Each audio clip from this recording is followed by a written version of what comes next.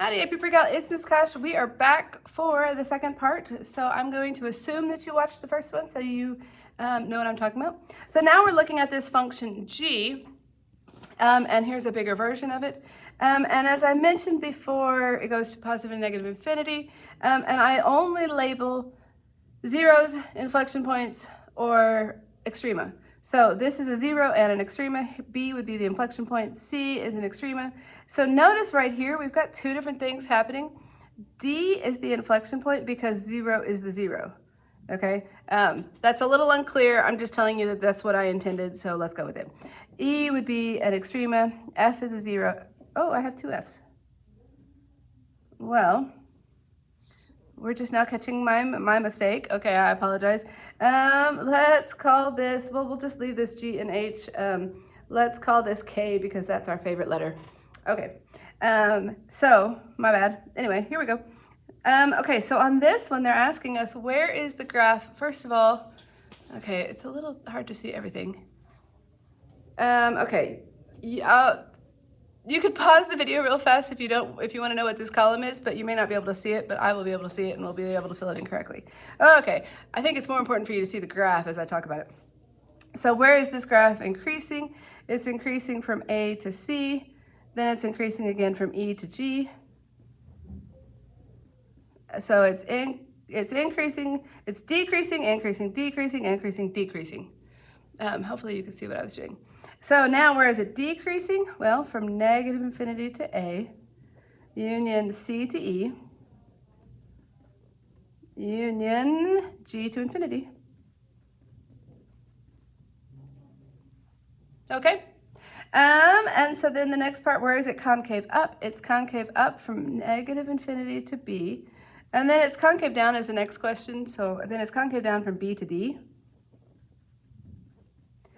And then it is, that's a union symbol, I pretend I can draw. Then it's concave up from D to K. And then it's concave down from K to infinity. That got a little messy, but hopefully you're in agreement with me. Okay, the next one, local max. It has a local, well, first of all, will this one have an absolute max? No, because it keeps going up to positive infinity. Will it have an absolute minimum? No, because it keeps going down to infinity. So when it says absolute extrema, we could tell it none or no or something like that. Absolute or local max would happen at points C and G. And it would have local minimum at points, a minimum here at A, a minimum at E, and that's it. A and E. That's a little and symbol. I think I confuse my students sometimes. That means and.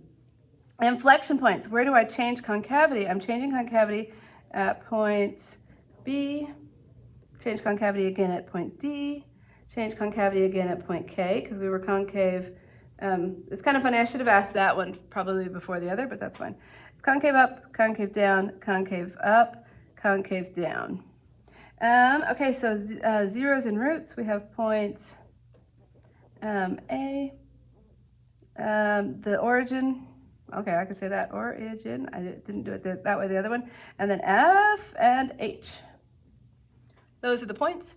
Okay, multiplicity. So on this one, I talked in the last video about what that means. So A has a multiplicity of 2, and everybody else, 1, 2, 3, these other ones, each have a multiplicity of 1, but I'm too lazy to write that, so write your notes. Positive or negative leading coefficient. What I see here is that as my x value gets bigger, my y value gets smaller. And so that tells me I have a negative leading coefficient. Even degree or odd degree, they're doing opposite things here. So it's an odd degree polynomial. And now the degree of the polynomial, as I mentioned in the other video, we have to go as simple as possible. And so this has a multiplicity of 2. This has a multiplicity of 1, 1, and 1. So 2 plus 1 plus 1 plus 1. 2 plus 1 is 3, plus another one is 4, plus another one is 5. That was a little more complicated, but there you go. And then the last thing they want us to do, by they I mean me, is they wanted you to give them a sign diagram. Can you see everything here? Okay, so what I'm looking at is I have a 0 at A, I have a 0 at 0, I have a 0 at F, and I have a 0 at H. So my graph, my y values are positive, positive. Between 0 and F, they were negative. Between f and h, they were positive, and from h to infinity, they're negative. And so there's my sign diagram. Okay, so far so good. I might need this piece of paper for my next, I think I used this on day 2 also. Okay, let's keep going. We can do our little summary here. Okay, so, and all of this kind of came from the way AP PreCal names things. Okay, so where a polynomial function switches between increasing and decreasing, the polynomial will have a, and I'm going to say a local max, that's not an A, max or min value, maximum or minimum output value.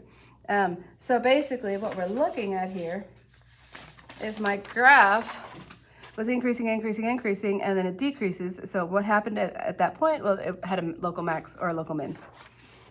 It could be an absolute, but all absolutes are also local, but not all local are also absolutes. Go rewind that and listen to that again if that didn't make sense. Okay, between every 2 distinct real zeros. Okay, so on my graph, 2 real zeros. Between every 2 distinct real zeros, there has to be either a max. So here's 2, and between that here is there's a local max. Between these 2, there was an absolute minimum, but a local minimum. Okay, so it says, between every 2 distinct real zeros in a non-constant polynomial. What is a constant polynomial? A constant polynomial would just be like y equals 2. Okay, well that's boring, which is just a horizontal line. Okay. So that's what they have to distinguish. It is a type of polynomial, it's just kind of a boring one. There must be at least one input value corresponding to a local extrema, either a local max or a local min. Polynomial functions of an even degree will have an, I put a/and, so if you want to call it an absolute extrema, or you could call it a global. So I gave you, anyway, local could also be relative. Okay.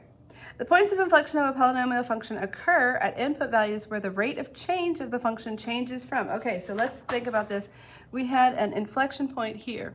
The average rate of change on this interval right here this is concave up, this was increasing. And so the average rate of change goes from increasing to decreasing, or it goes from decreasing to increasing. Okay, so from increasing to decreasing or decreasing to increasing. A polynomial function of degree n has exactly n complex zeros when counting multiplicities. And that we kind of talked about. Remember how we were coming up with our number of zeros? We were counting these. These 2 polynomials didn't have any complex zeros. They were all real. But stick around, we're going to talk about complex zeros also. If a is a real zero, the polynomial function in the graph of this has an x-intercept at the point a comma 0. If the real zero, so basically a 0 is an x-intercept. If you notice in my chart from a minute ago, I kind of put them all together. Well, it's a 0, it's a 0, it's a root, it's an x-intercept. The factor is when you write it as something like x.